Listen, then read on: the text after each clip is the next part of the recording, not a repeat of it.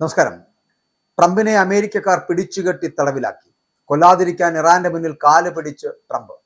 American president Donald ട്രംപിന്റെ നേതൃത്വത്തിൽ തയ്യാറാക്കിയ വിവാദപരമായിട്ടുള്ള ഇറാൻ സമാധാന കരാറിലെ ചില രഹസ്യ വ്യവസ്ഥകൾ അത് പുറത്തു വന്നതോടെ വോട്ടർമാർക്കിടയിൽ അതൃപ്തി പുകയുന്നതായിട്ട് റിപ്പോർട്ട് വരുന്നു. കരാറിലെ സാമ്പത്തിക സഹായവുമായി ബന്ധപ്പെട്ട നിബന്ധനകൾ വോട്ടർമാരിൽ വലിയ രീതിയിലാണ് പ്രതിഫലിക്കുന്നത് എന്നുള്ള ഇത് സംബന്ധിച്ച് പുറത്തു വന്ന ഏറ്റവും പുതിയ സർവേ ഫലങ്ങൾ ട്രംപിന് തിരിച്ചടിയേകുന്ന സൂചനകളാണ് നൽകിക്കൊണ്ടിരിക്കുന്നത്. ഡെയിലി മെയിൽ, ജയിൽ പാർട്ട്നേഴ്സ് സംയുക്തമായിട്ട് നടത്തിയ വോട്ടെടുപ്പിലാണ് ട്രംപിന്റെ സമാധാന കരാറിനെതിരെയുള്ള ജനവികാരം വ്യക്തമാകുന്നത് എന്നുള്ളതാണ്. കരാറിലെ നിർണായകമായിട്ടുള്ള വ്യവസ്ഥകൾ വിശദമായിട്ട് മനസ്സിലാക്കിയതോടെ വോട്ടർമാർക്കിടയിലെ എതിർപ്പ് ഒറ്റയടിക്ക് 8% വർദ്ധിപ്പിച്ചിരിക്കുന്നു. പ്രാഥമികമായിട്ട് അനുകൂലിച്ച പലരും നിബന്ധനകൾ അറിഞ്ഞതോടെ നിലപാട് മാറ്റിയെന്നാണ് സർവേ വ്യക്തമാക്കുന്നത്. നിലവിലെ കരാർ പ്രകാരം ലബനൻ ഉൾപ്പെടെയുള്ള എല്ലാ മേഖലകളും അടിയന്തരമായിട്ടുള്ള വെടിനിർത്തൽ നടപ്പിലാക്കുവാൻ വ്യവസ്ഥയുണ്ട്. കൂടാതെ ഇറാന്റെ ആണവ പദ്ധതികളെ കുറിച്ച് ചർച്ച ചെയ്യാൻ 60 ദിവസത്തെ സാവകാശം അനുവദിക്കുന്നതിനൊപ്പം തന്നെ തന്ത്രപ്രധാനമായിട്ടുള്ള ഹോർമൂസ് കടലിലേക്ക് വീണ്ടും തുറക്കുവാനും കരാറിൽ നിർദ്ദേശമുണ്ട്. എന്നാൽ ഇതിനൊപ്പമുള്ള ചില സാമ്പത്തിക ഇളവുകളാണ് ഇപ്പോൾ വിവാദത്തിന് തിരികൊളുത്തിയിരിക്കുന്നത്. ഇറാന്റെ മരവിപ്പിച്ച ആസ്തികൾ അത് തിരികെ നൽകുന്നതിനൊപ്പം $300 ബില്യൺ വൻ സാമ്പത്തിക വികസന പാക്കേജും ഈ കരാറിന്റെ ഭാഗമായിട്ട് ഇറാനായിട്ട് നീക്കിവെച്ചിട്ടുണ്ട്. ഇതിനു പുറമെ ഇറാനെതിരെ മുൻപ് ഏർപ്പെടുത്തിയിരുന്ന ഉപരോധങ്ങൾ പൂർണ്ണമായും നീക്കം ചെയ്യുവാനും കരാറിൽ വ്യവസ്ഥ ചെയ്യുന്നു. ഈ സാമ്പത്തിക ഉദാരതയാണ് വോട്ടർമാരെ ട്രംപിന്റെ നയത്തിനെതിരെ ചിന്തിപ്പിക്കുവാൻ പ്രേരിപ്പിച്ചിരിക്കുന്നത്.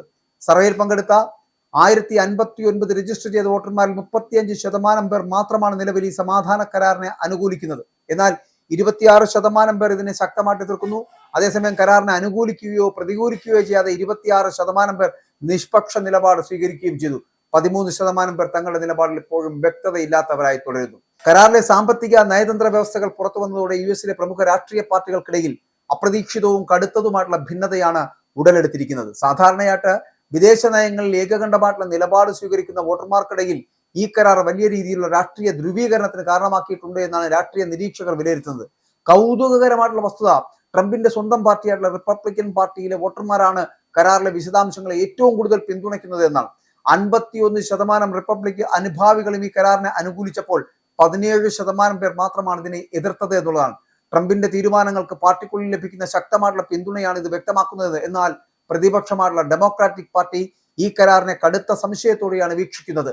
ഡെമോക്രാറ്റിക് വോട്ടർമാരിൽ 24% പേർ മാത്രമാണ് കരാറിനെ അനുകൂലിക്കുന്നത്. എന്നാൽ 34% പേർ ഇതിനെ വളരെ കഠിനമായിട്ട് എതിർക്കുകയാണ് എന്നുള്ളത്. അതേസമയം 31% ഡെമോക്രാറ്റുകൾ ഈ വിഷയത്തിൽ കൃത്യമായിട്ട് നിലപാടില്ലാതെ മാറി നിൽക്കുകയും ചെയ്യുന്നു.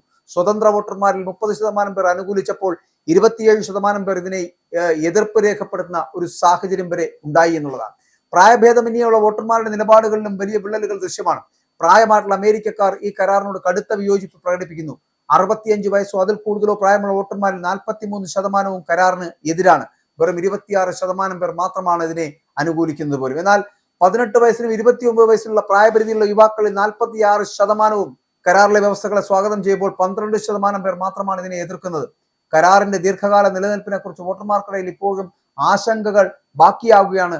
ഇറാൻ വെടിനിർത്തൽ കരാർ ലംഘിച്ചതിനെ തുടർന്ന് US നടത്തിയ പ്രത്യാക്രമണങ്ങൾ നയതന്ത്ര ചർച്ചകളെ അടക്കം പ്രതിസന്ധിയിലാക്കുകയും ചെയ്തിട്ടുണ്ട്. അപ്പോഴും ഇവിടെ ജനങ്ങൾക്കെതിരെ സ്വന്തം രാജ്യത്തെ ജനങ്ങൾ, അമേരിക്കക്കാർ തന്നെ ട്രംപിനെ വളഞ്ഞിട്ട് ആക്രമിക്കുന്ന തരത്തിലേക്ക് എത്തിയിരിക്കുന്നു. അതുകൊണ്ട് തന്നെയാണ് ട്രംപിനെ ഇനി വേണമെങ്കിൽ അമേരിക്കക്കാർ പിടിച്ചുകെട്ടി തടവിലാക്കുന്ന ഒരു സ്ഥിതിവിശേഷത്തിലേക്ക് എത്തുമെന്നുള്ള കാര്യത്തിൽ സംശയം ഉണ്ടാകുന്നില്ല.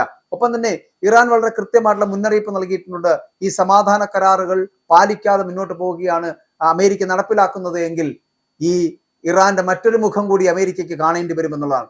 ഏതു വിധേനയും അമേരിക്കയെ തകർത്ത് തരിപ്പണമാക്കുകയും ട്രംപിനെ കൊല്ലുകയും ചെയ്യുക എന്നൊരു ലക്ഷ്യത്തിലേക്ക് ഇറാൻ പോകുമെന്നാണ് പറയപ്പെടുന്നത്. അതുകൊണ്ട് കൊല്ലാതിരിക്കാൻ ഇറാന്റെ മുന്നിൽ കാല് പിടിച്ച് മാപ്പ് പറയുന്ന ട്രംപിനെ കാണേണ്ടി വരുന്നു എന്നുള്ള തരത്തിലേക്കുള്ള വാർത്തകൾ കൂടി വരുന്നുണ്ട്. അതായത് ഇപ്പോൾ ഇത്രത്തോളം സഹായ സഹകരണങ്ങൾ ഇറാന് വേണ്ടി ചെയ്യുമ്പോൾ അത് എന്തിനു വേണ്ടി ചെയ്യുന്നു, ഇത്തരത്തിൽ ചെയ്യേണ്ട സാഹചര്യം എന്താണ്, എന്തിനാണ് അത്തരത്തിൽ ചെയ്യേണ്ടത് എന്നുള്ള ഉദാര മനോഭാവത്തെ ചോദ്യം ചെയ്യപ്പെടുകയാണ് ഇവിടുത്തെ അമേരിക്കക്കാർ. അതുകൊണ്ട് തന്നെ അമേരിക്കൻ ജനതയുടെ മുന്നിൽ പോലും ചൂളിപ്പോവുകയാണ് ട്രംപ് എന്നുള്ളത്. ഇനി വരും ദിവസങ്ങളിൽ ഇറാനോട് കൊമ്പ് കോർക്കുവാനാണ് ട്രംപ് തയ്യാറെടുക്കുന്നതെങ്കിൽ അത് ട്രംപിന്റെ അവസാനമായിരിക്കും എന്നുള്ള കാര്യത്തിൽ തർക്കമില്ല.